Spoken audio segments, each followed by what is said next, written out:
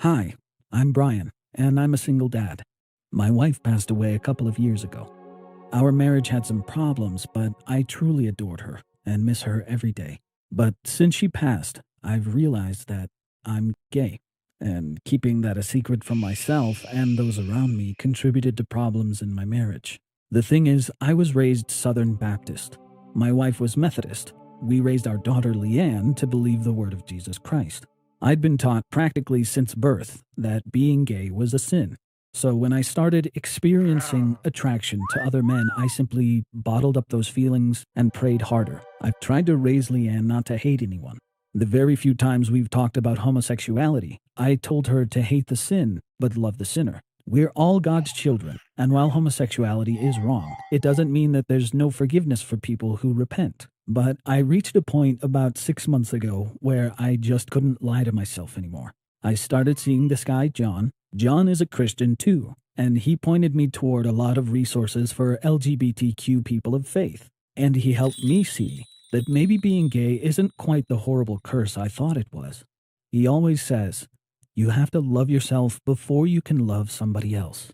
Which sounds like a cliche you'd find cross-stitched on a pillow, but I know he's right. And that's why I wanted to come out. I couldn't hide in the shadows anymore, living a lie and hating myself.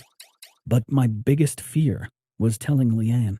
How would she react, especially since I was the one who told her being gay was a sin? Leanne's a pretty good kid, but she has a temper, and she's very opinionated. And since her mom died, she's been on a roller coaster of emotions. She's gotten better over the past year, but she's been through so much. Was it fair to put her through the shame of having a gay father too? I would lie awake at night in a cold sweat trying to plan what I'd say to her. I imagined a million horrible scenarios. Leanne would stop speaking to me, she'd call me disgusting, she'd tell me I was going to hell, she'd laugh at me, she wouldn't want to be my daughter anymore. It just seemed easier not to tell her at all. But John kept encouraging me to be honest. As it turned out, I didn't have to tell her. John was over one day and we were fooling around in the living room when suddenly the front door opened. "Hi, Dad," Leanne called. We had early dismissal from school and she stopped when she saw John and me on the couch. Her eyes went wide and her jaw dropped. "Leanne," I started, but she turned and ran into her room, slamming the door.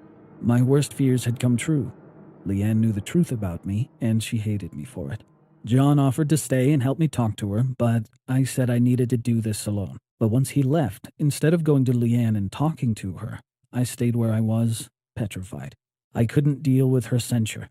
With the horrible things, I knew she'd scream at me if I tried to talk to her. So for the next few days, we avoided each other. She'd leave early for school in the mornings and find reasons to come back late. She ate dinner in her room. She barely said a word to me if I spoke to her. I thought about promising her that I'd change, that I'd stop being gay, go to conversion therapy, whatever it took. I'd promise her to be so discreet that none of her friends would ever find out, and she wouldn't have to be ashamed of me. But what about John? I was really starting to fall in love with him. How would he feel if he knew I was willing to throw him over just to save my daughter some embarrassment? But Leanne was the most important thing in my life. She was the only family I had since my wife passed away. I'd do anything for her. Finally, I couldn't take it anymore. When Leanne came home from school, I told her we had to talk. She rolled her eyes, but plopped down on the sofa in the living room. We stared at each other, and I could feel the hostility radiating off of her. That was it. The moment she would tell me I was disgusting, and that she didn't want me as a father. I opened my mouth to tell her I was gay, but at the same time she said, "How could you date someone so soon after Mom?"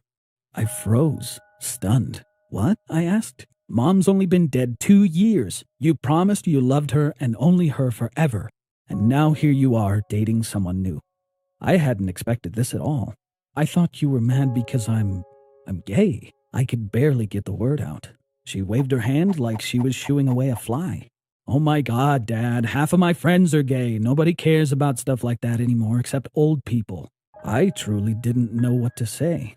What about, we've talked about how homosexuality is a sin in the Bible. I told you, no one thinks you're supposed to take the Bible literally except old people. I was so relieved. I could have cried. But I was a little hurt by the way she kept saying old people. I wasn't that old. I just can't believe you're betraying Mom this way, she went on. In some ways, this issue was just as intimidating to discuss. I knew how much Leanne missed her mom. I hadn't thought enough about how much it would hurt her to see me with someone new even after all this time. Honey, it's been 2 years. I loved your mom very much. Even being attracted to men doesn't mean I didn't care about her deeply. But at some point, I do want to have a relationship again. Her eyes were watery, but she didn't cry. I just miss her. I know. Me too. I gave her a hug, and she clung to me. I don't want you to be unhappy, she sniffed finally. I just want Mom. Not that guy. His name's John, I said softly. And I think you might like him if you got to know him. She didn't have an answer, and I didn't push. Eventually, she did meet John. She was a little cold to him at first, but she's warming up. They both like the same TV shows, so they have something to talk about. I'm still a work in progress, and so is my family. I still struggle to reconcile my faith and my sexuality. Leanne helps with that. Seeing how open her generation is about different sexual orientations make me question the things I was taught. She says she gets some crap at school occasionally about me, but she's more than capable of shutting those kids down. Kids are wiser than we think. I was afraid to tell Leanne the truth, afraid that the very things I taught her would be what turned her against me. But she was clever enough to listen to her heart, and not to the old people like me. I'm glad to have her in my corner.